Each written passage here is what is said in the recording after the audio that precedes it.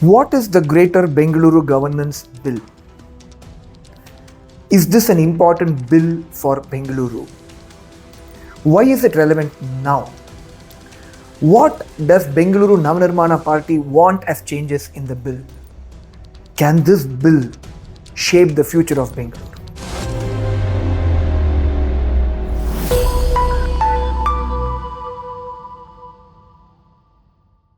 Hello Bengalurigas, this is Srikanth Narasimhan, founder of Bengaluru Navnirmana Party, India's first and only political party with an exclusive focus on one city, that is Bengaluru, and its municipal governance, that is focused only on civic issues, civic amenities and civic infrastructure.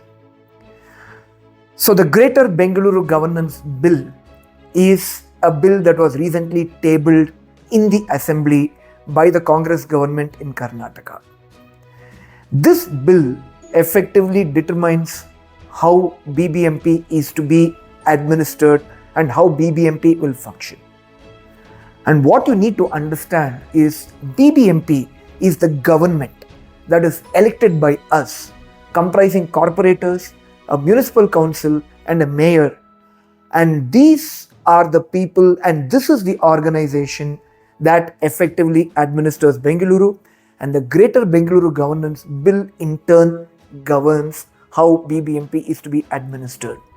And hence, Bengaluru's future and how Bengaluru is going to shape up is going to be determined largely by how good or how bad this bill is going to be.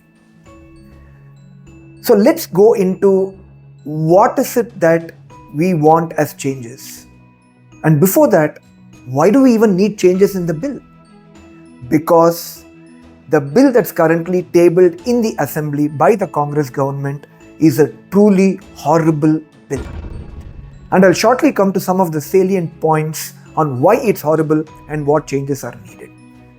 At BNP, we have prepared a list of 10 specific demands that need to be incorporated in the bill that can make the bill a lot more effective and hence can be a great stepping stone, can be a great first step towards rebuilding the Bengaluru of our dreams. So what are these 10 demands? Let's go into each of these one by one. Demand number 1. We want an empowered mayor in BBMP. What does that mean? Let me ask you a question. The Prime Minister who we elect, if I were to tell you that the Prime Minister does not have the power to appoint ministers, or the bureaucracy represented by the Cabinet Secretary will not report into the PM, can the PM really do a good job? At the state level, if I were to tell you that the Chief Minister does not have the power to appoint ministers at the state level, and the Chief Secretary, who is the Chief Bureaucrat of Karnataka, will not report into the Chief Minister, can the Chief Minister deliver a good job at the state level? Absolutely not. If the Prime Minister needs to have that authority, if the Chief Minister needs to have that authority at the state level, shouldn't we be demanding that the mayor have similar powers at the city level? So our first demand is the mayor should have similar powers at the city level that the Prime Minister has at the national level and the Chief Minister has at the state level. And these are two effective things that we want. Number 1, the mayor should have the right to appoint a council of ministers at the city level who will administer the city. And the Chief Commissioner of Bengaluru, who is the chief bureaucrat for the city, should be reporting to the mayor, should be accountable and answerable to the mayor. Otherwise, what's happening today is there is no responsibility, there is no accountability. Nobody knows who is responsible, who is accountable for the issues that we face in Bengaluru. And it is the mayor who should be answerable and accountable to the city, and the Chief Commissioner and the ministers at the city level should in turn be answerable and accountable to the mayor. In fact, the Brand Bengaluru Committee has recommended something called as a mayor and council to report into the mayor. Interestingly, Shri Rahul Gandhi, who is the main person in Congress, had tweeted way back in 2019 that if Congress were to be elected in power anywhere, they will implement an empowered municipality with an empowered mayor, and that's all that we are seeking as demand number one. Demand number two, which goes into the ward level and citizen empowerment. Ward committees. Today, the ward committees that are constituted do not have any great powers. We want empowered ward committees. And what that means is the ward committees that are to be constituted by the corporator at a ward level should have the power to develop a ward development plan, and subsequently, as projects are implemented at the ward level, the ward committees should have the power to audit the works that are going on. Without that, ward governance becomes toothless. So our demand number two is that ward committees should be fully empowered with participation from citizens. Demand number three, empowered area sabhas. Many of you would not have even heard of this term called as area sabha, but it's a concept that's enshrined in the BBMP Act and earlier in the Karnataka Municipal Corporations Act for the last 25 years, but not implemented at all. Area sabha is the platform through which citizens take part in ward level governance.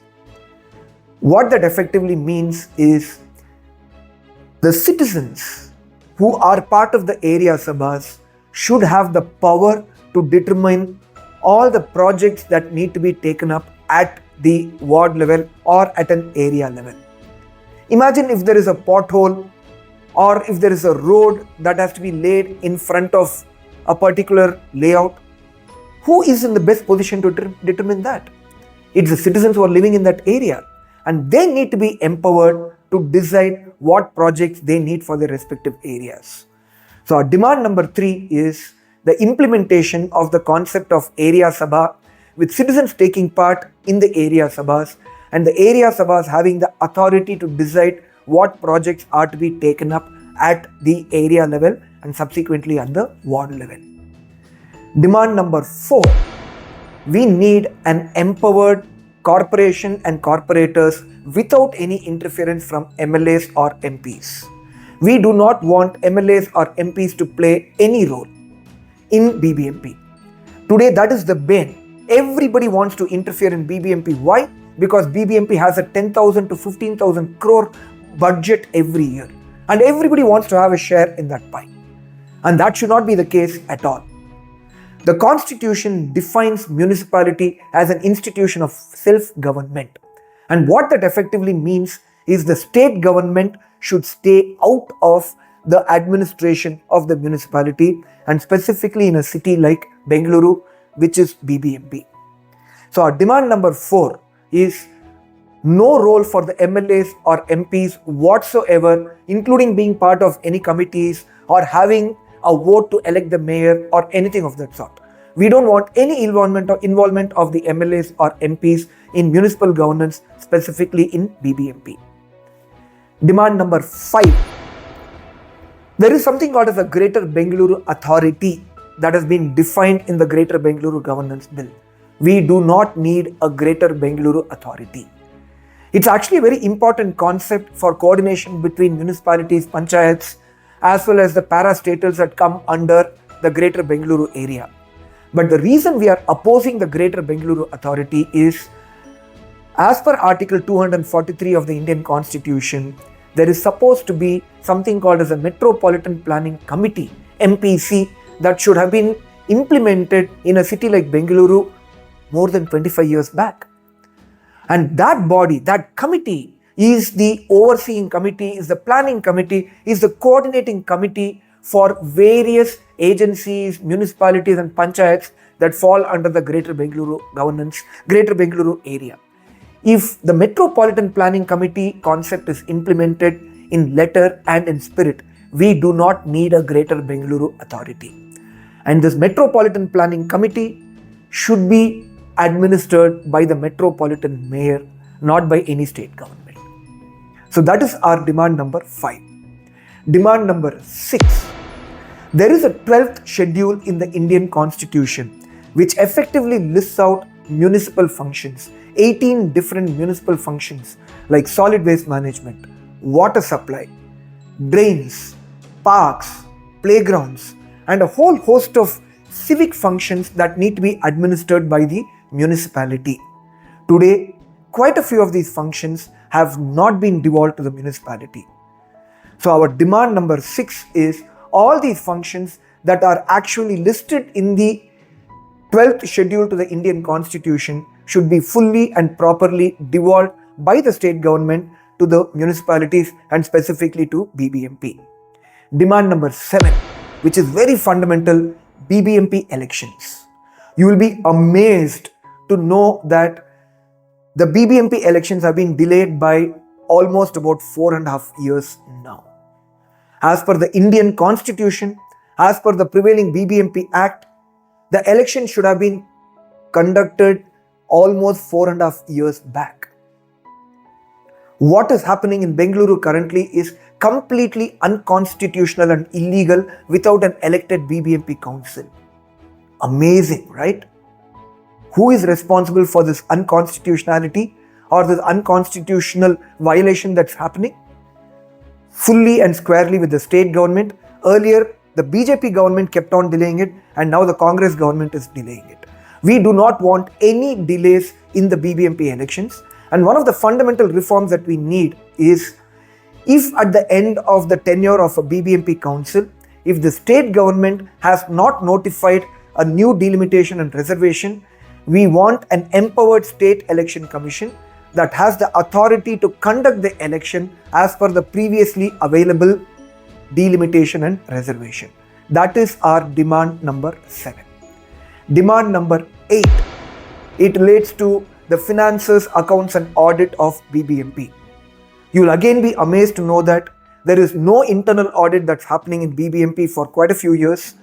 And with regard to audit, we don't know whether an audit of the BBMP accounts has happened in the last few years, but for sure they have not been published in the public domain.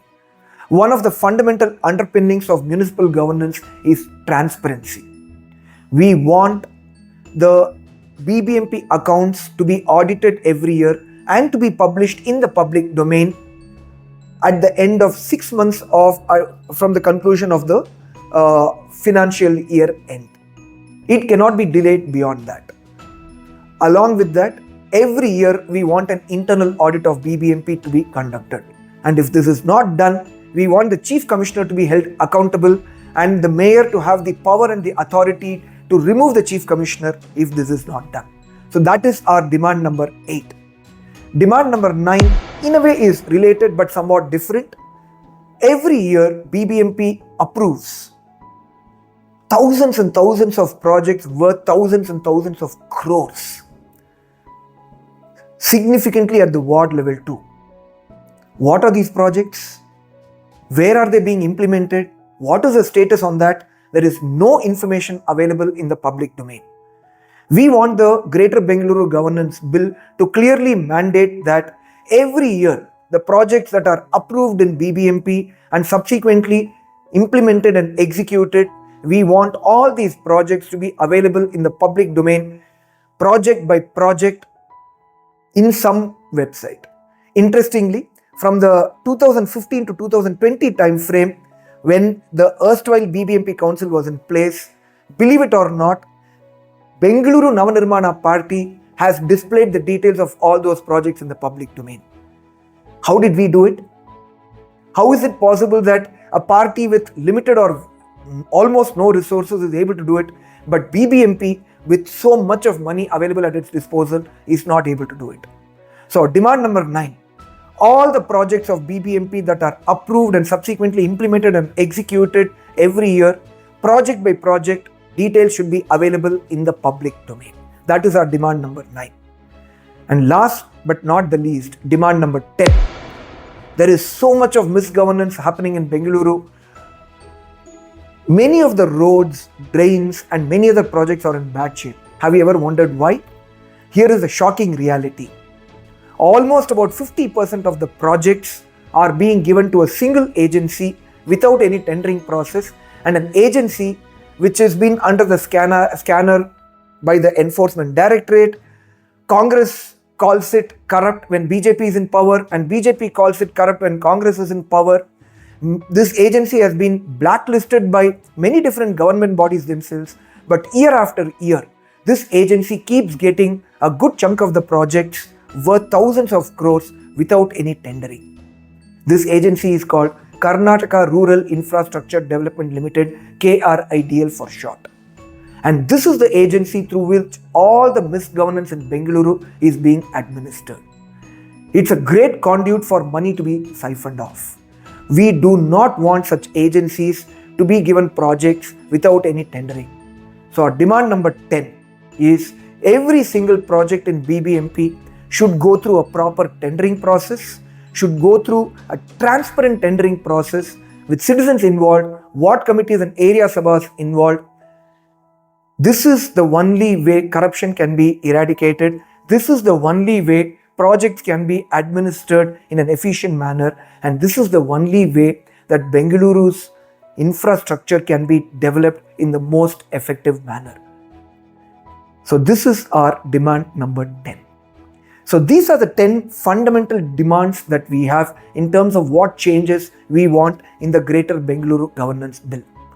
I am very confident that if these changes are implemented in the bill, and if this bill is passed into an act, and subsequently if BBMP is administered through this Greater Bengaluru Governance Bill, or what will become as a Greater Bengaluru Governance Act, that is the most important starting point or the stepping stone to realizing our dream and our vision of building a great Bengaluru. My vision is in the next 10 to 20 years, we all should work together to make Bengaluru the best city in the world. And this Greater Bengaluru Governance Bill is the starting point. So what are you waiting for? We have created an online petition. We also have put out our version of the bill in the public domain. Please do support us. Please do sign the petition. Let's put pressure on the government to pass a bill that is the right bill for Bengaluru. And guess what? These are all the recommendations that have also been made by the Brand Bengaluru Committee, constituted by who? By the government of Karnataka only. And the sad reality is, many of these changes which have been proposed by the Brand Bengaluru Committee, which has been constituted by the state government itself, they themselves have ignored it. Is that acceptable for us? Absolutely not. All that we tell the Congress government of Karnataka is, please listen to your own leader, Shri Rahul Gandhi. Please respect the Indian Constitution that you proudly keep saying that we respect it. Please respect the recommendations of your own committee, that is the Brand Bengaluru Committee that you have constituted. Citizens of Bengaluru, Bengalurigas, come join us in this fight to make Bengaluru the best city in the world. Let's fight for not just a Greater Bengaluru Governance Bill, let's fight for a great Greater Bengaluru Governance Bill. I hope you will all give us your support in this. Together, let's make Bengaluru the best city in the world. Thank you for patiently listening to me. Let's all work together. Thank you.